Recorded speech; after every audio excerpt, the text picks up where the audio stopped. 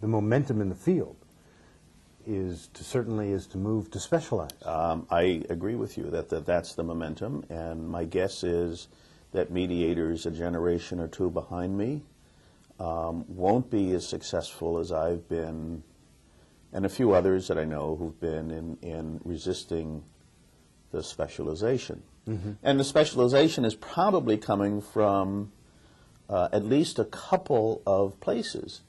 And one of them is if you deal in a world where you're dealing with lawyers as gatekeepers, both of us know mm-hmm. that lawyers like people who look like themselves. I don't mean just, the skin color, but I mean, oh, well, that's someone who knows about intellectual property, so mm-hmm. that person can mediate my intellectual property case. Mm-hmm. And if you're not an IP expert, well, you can't do that, because how could you possibly? Mm-hmm. It's mm-hmm. a bunch of arcane knowledge that mm-hmm. only a specialist know. Mm-hmm.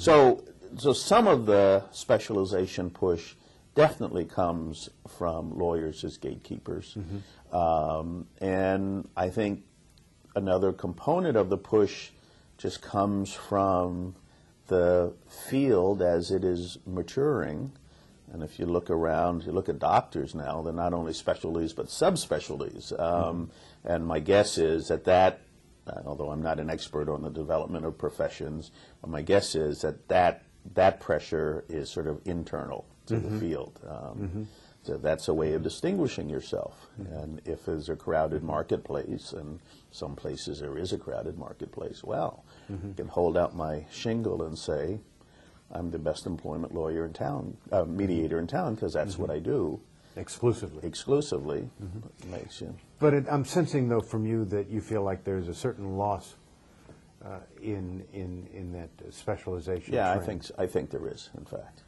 I think there is, and let me use a fairly simple example. I was on a panel recently in which a judge, an administrative law judge, in one of the federal government's Board of Contract Appeals, said in public, "Well, I deal with these commercial disputes, and there's no emotion in there. It's only about money." And I was thinking, my goodness, she sees a different kind of commercial dispute than I do. Often in the commercial stuff that I do, someone really thinks that his or her ox has gotten gored, and they're not happy about it, and they are quite vocal and emotional about mm-hmm. voicing the fact that they're not happy about it.